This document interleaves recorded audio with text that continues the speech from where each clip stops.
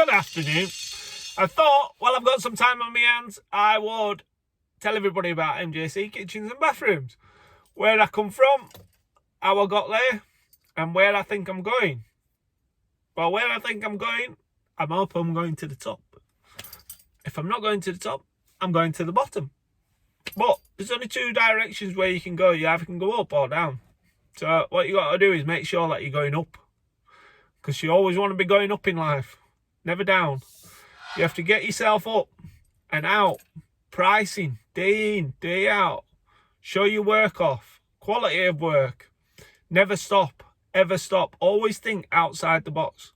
If you're always thinking inside the box, you're trapped. You're trapped in the box and you can't get out, and you're like fighting to get out. You need to be getting outside the box. Always train your mind and train your brain to think outside the box, because there's always a solution to a problem. You just have to find it, and it's always there. Guaranteed, I will guarantee there is always a solution to a problem. Never ever get dragged down into the problem. Always think above it, and always think, God, I could have done this, I could have done that, I could have done this. Do you know what I mean? Never doubt yourself and go backwards, and you don't want to fall into a horrible lapse or a state of mind, because it don't help you, it don't benefit you. You need to keep going, you need to push on, always think outside the box. So when I first started out as a young'un, I was only 18, and I started working for Moore's Kitchens. So I started working for Moore's Kitchens at the age of 18, and I actually started in the warehouse as a warehouse operator. So I used to drive the forklift truck, and then I went into loading, and then from loading I went into the machine shop to worktops, then back to loading, because I loved it down there on them loading bays with all the lads, and goods return.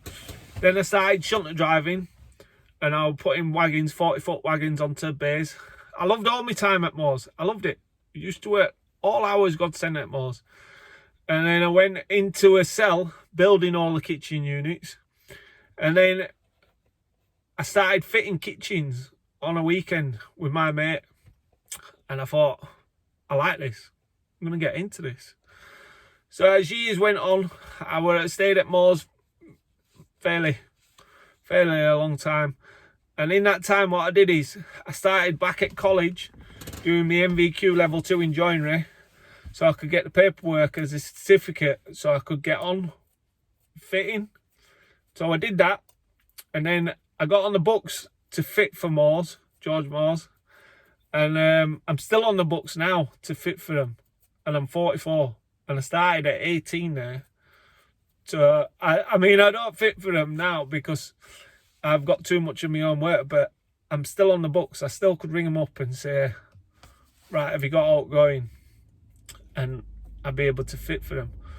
But I don't need to do that. But when I left George Moore's, I went to work for the plumbing firm, and that's how I ended up in plumbing as well. So I went to work for the plumbing firm, Premier Heating and Plumbing, and I worked for them for 7 years. And we did everything: on the floor heating, boilers, system boilers, tank systems, everything known to man. And I trained up with him, and I did everything from tiling to dog's body. I started again, do you know what I mean? When I went to do the plumbing side, I started again, and I had to start all the way from the bottom, and I worked all my way back up to the top. And same again, I used to work on a night, I used to graft on a night for people I knew, I used to graft on a weekend for people I knew, and then I was just building and building and building and building, reputation up. And then the lad who I used to work with, he told my boss that he were off. So my boss rung me up and says, your mate's told me that he's off. So at that split-second decision, I turned around to my boss and says, right, well, I'm off. Because I didn't want to stay there. I've been there 7 years. I was going to jobs and doing jobs by myself. It got to a stage where I was going into a job, seeing what I wanted, and then just going and get it, and then going back. So I didn't really need a boss, but I wasn't getting paid for it.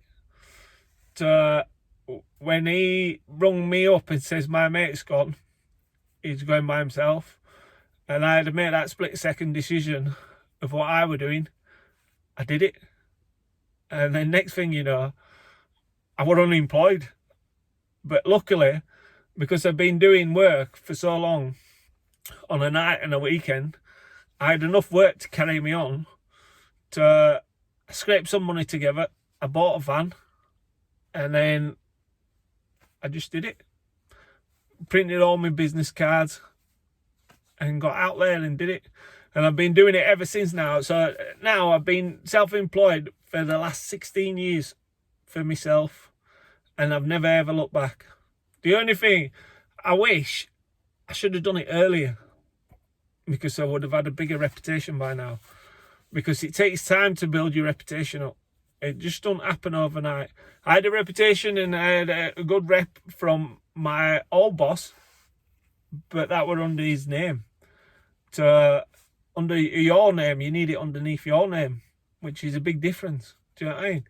Because people only see you as Premier, but now they see me as MJC Kitchens and Bathrooms, and I have a high rating, massive rating online on my Checker Trader, everything. We aim all the time to be at the top. We never aim to be at the bottom, ever. And that's my whole mental attitude, because we always think outside the box. We always push ourselves. If someone says that something's impossible to us, I like to prove them wrong. Do you know what I mean? I like to get in there and prove them wrong. I love it. In fact, I can't wait. And I am fairly cocky at times, but it's hard not to be cocky if you're good and you're trying to be good and you're trying to be the best. You need to have confidence in yourself and in your work to do that. If you don't, you're never going to get there. Do you know what I mean? Because it's not in it for second best. Especially in this day and age, you need to be at the top. You need to be pushing at the top. So when you go to price a job as well, you need to show that customer. Like one of my jobs a couple of months ago, I did a bathroom for this kid, and he was a professor in college, and he had 10 different people around, 10 different people pricing his job. So I was one of the 10 people who went round to price that job, and I asked him at the end, why did you go with me? Because I was dearer than a lot of them. So I were about in mid-range on price. So he says, you're the only one who spent a lot of time explaining stuff to me and explaining why this, because he wanted it doing in a different way, and I says it won't work that way. And he says, you were the only one who actually explained why it wouldn't work that way, and we would have had problems. Because I know what work is, and I know what the future lies. I won't just do something what someone wants if it's not going to work. Do you know what I mean? It might look good, but working's two different things. Do you know what I mean? And you have to make sure you can find that balance, and you're confident in saying to someone, that's not going to work. Because at the end of the day, I don't want that job if I have to do it, and I have to do it and I'm not happy at doing it. Do you know what I mean? Because that's not me. I want to do that job, and I want to know that I can guarantee that for life. My work's never going to falter. So if you're not happy at doing that, and you're not happy at putting something in which is wrong, don't do it. I'd rather walk away. I'd walk away from a job. I would never ever chase a job if a job wanted me to do something what I were uncomfortable doing, I'd just pack my tools up and I'd leave. I'd walk away. It's not worth the hassle, because a year down the line or 2 years down the line comes back on you, and then you're having to take the full job out to get to something when you told them in the first place. If it goes, how are you going to get to it? It's just not worth the hassle. Do you know what I mean? So just don't do it in the first place, and you can't go wrong. It's easy as that. Because believe me, even if you need the money at that moment in time, it can cost you a lot more money in the long run by doing something which looks good, which is going to be a problem later on. And it could be a massive problem. Especially with people who put baths. who put taps in centre of the bath when there's no access to them. You shouldn't be doing it. They do it in new builds all the time and there's no access to them. You have to knock all the tiles off. You have to take the bath out just to get to the tap. Now, these taps, they don't last. They're not like olden days where just you open it and it just flies through and you can change the washer. A lot of them's got cartridges in and they knacker up and you can't get them out. And you have to get underneath to change the tap. And if you can't get to it, how are you going to change it? Unless you can put an hatch in the other side and make an hatch to go through it to change that tap. If you can't physically get to something like that, you shouldn't be doing it. Do you know what I mean? You should be advising against it and sticking to your guns and be prepared to walk away from job. Because believe me, like me with my customers, once my customers get hold of me, I have them for life. I've had customers now for over 30 years. I've only been by myself for 16 years, but the customers that I've worked for my old bosses, they've all got my numbers and they all ring me. So I have had them throughout my career. And I've only had them throughout my career because they trust me. And they believe in me and they listen to what I say to them. When I can see the future in stuff. I see it because I think outside the box and I see stuff. And if there's going to be an issue with it, even in 3 years' time, it's not good, is it? Because if you have to rip it all out to do something, to put it right, it's no good. It's not worth taking the risk for it. There's always an alternative way to do it. So you got to be confident whenever you're doing stuff like that.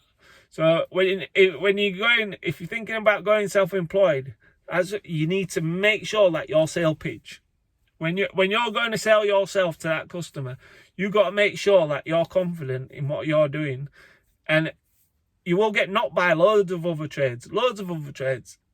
They'll abuse you. They'll call you cowboys. They'll call you horrible, really sad, vindictive names. But what you got to do is you put your chin up high, because they're the ones who's not going to have no work. You're going to be stacked out. Because you know why you're going to be stacked out? Because you take the time and you're confident and you do the right job. And that's all you have to do. Because I get people knocking me all the time. But I'm not the one sat at home on the couch. He is. You know what I mean? So that tells you a lot.